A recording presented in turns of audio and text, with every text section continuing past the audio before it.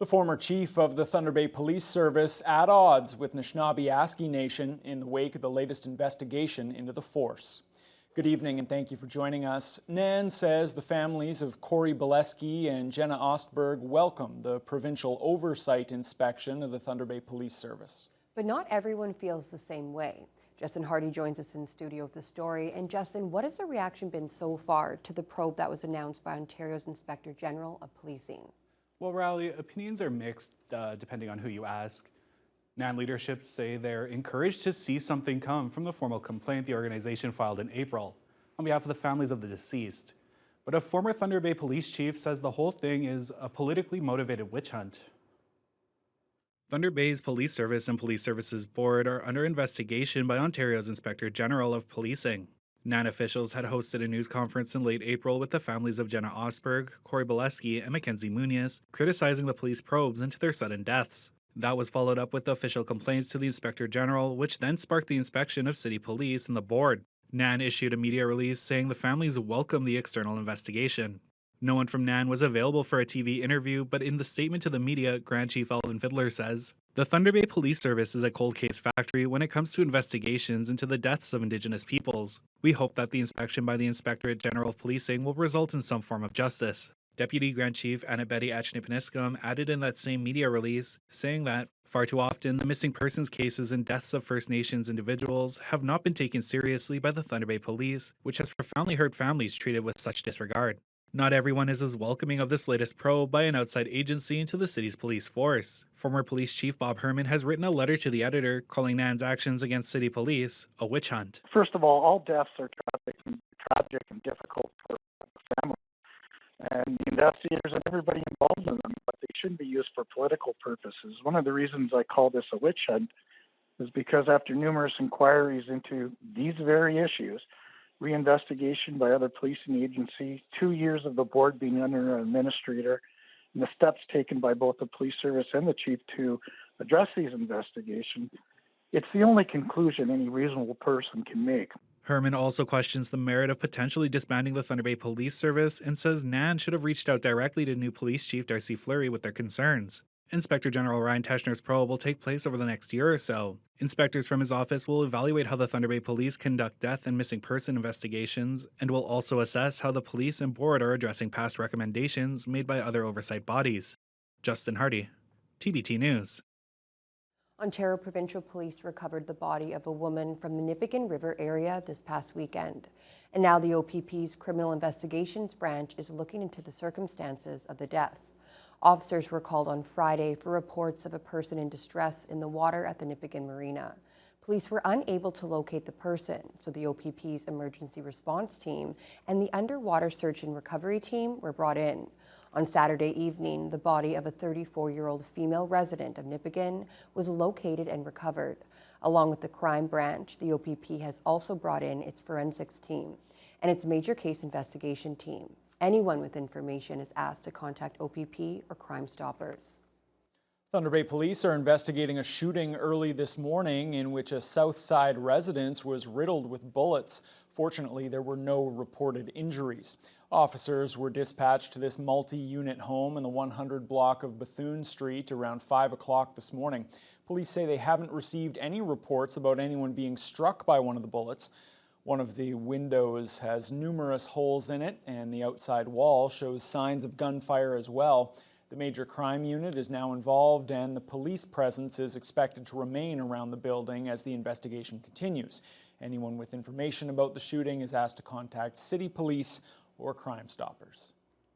The man who spearheaded the return and restoration of the James Whalen tug in the 1990s is holding out hope that City Council will reverse a plan to scrap most of the historic vessel. Clive Dudley was the president of the Whalen Restoration Project. He says it breaks his heart to see what's become of the ship that he calls a symbol of the Lakehead. Jonathan Wilson reports. To scrap it,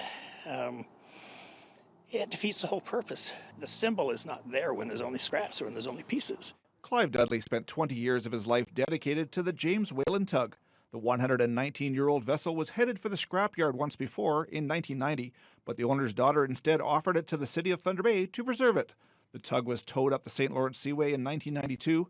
and slowly restored over the next 6 years, then moved to the Cam River Heritage Park to become its centerpiece. It's very exciting for all of us here that it's finally happening. It was a big celebration to all that time bringing it up, and the fact that it was a bit of history that we were all involved in bringing it back and restoring.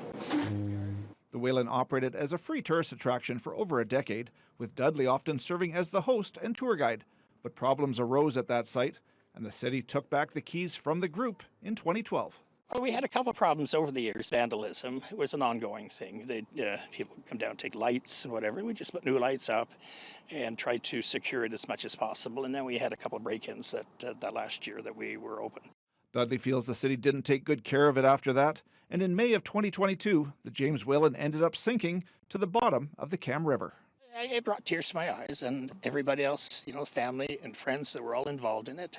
It was a shame over the sinking, but the year before it did take on a lot of water. It must have been an ice damage because it wouldn't have rusted that fast.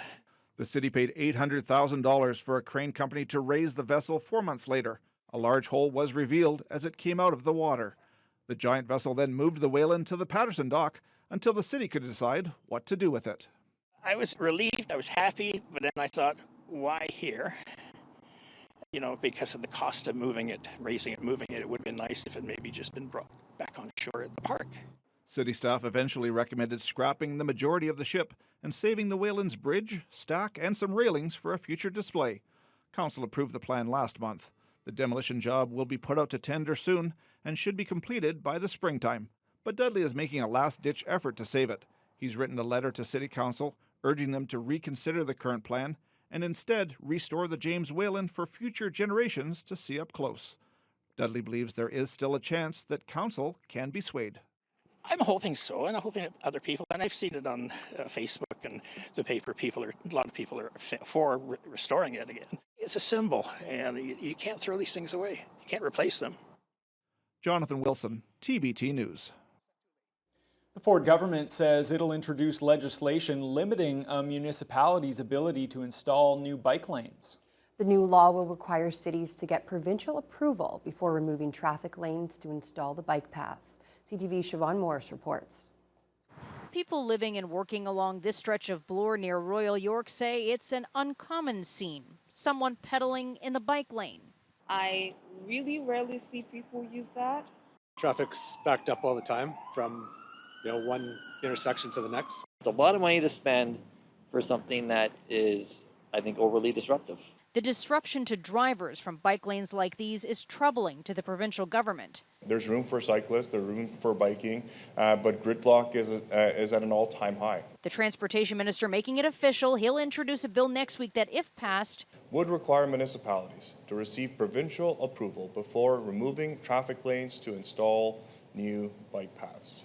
The government's paving the way for pulling out existing bike lanes too. So we've asked for data on every bike lane that has been implemented in the last 5 years. What was the data that was used to inform the decision making? In a statement, Mayor Olivia Chow writes in part that she doesn't support limiting city powers, preferring to work together and using all types of transportation to tackle congestion.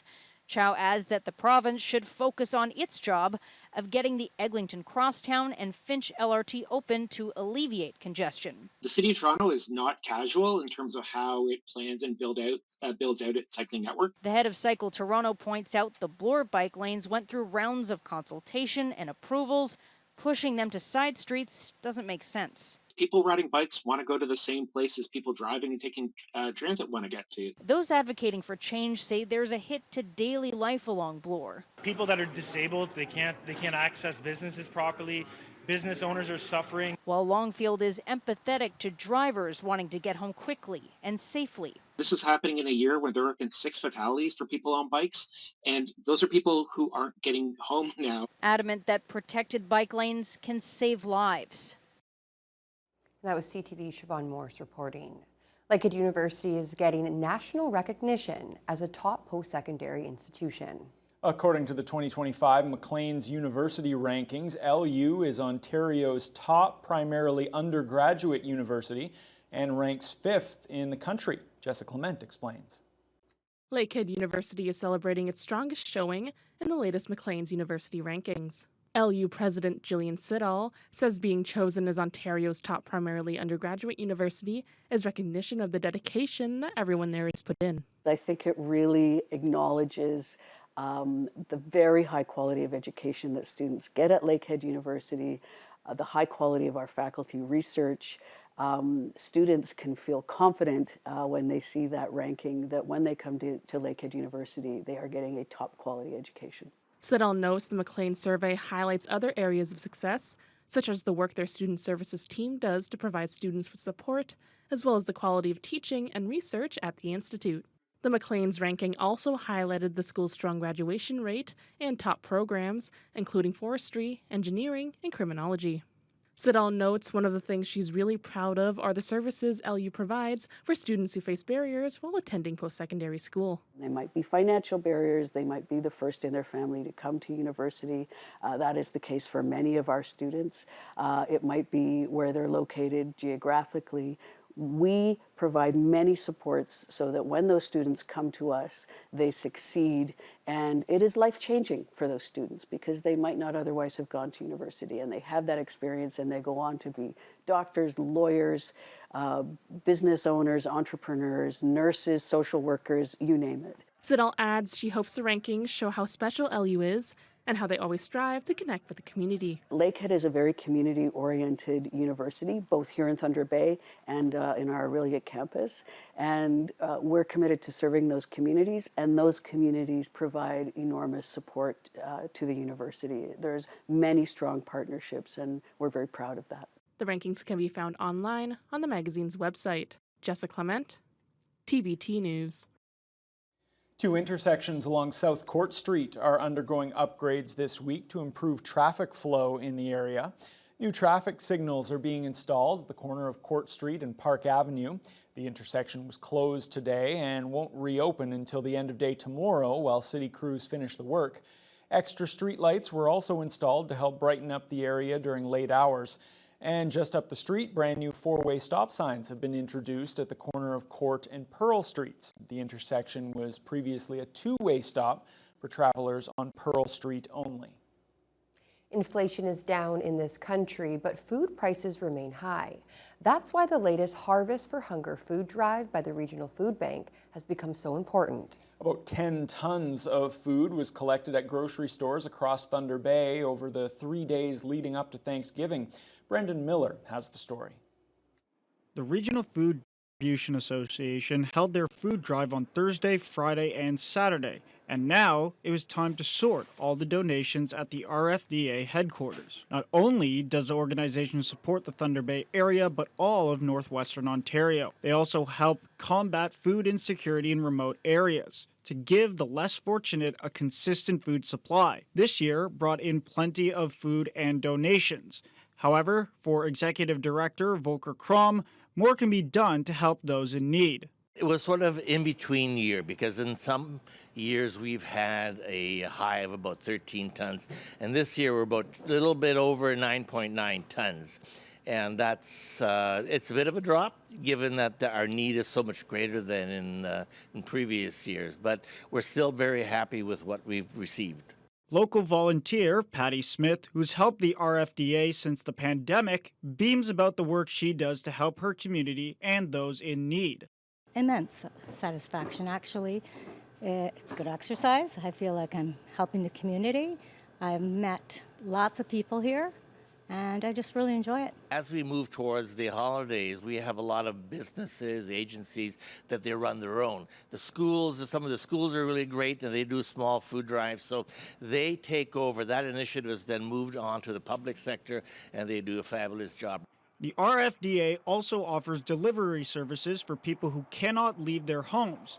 Whether it's due to age, weather, mobility, or a different reason, the RFDA can bring food to those who qualify for home deliveries. Next year, they are hoping to return back to about 13 tons. However, if you'd still like to donate, you can drop them off here at the center or at any participating grocery store. Brendan Miller, TBT News.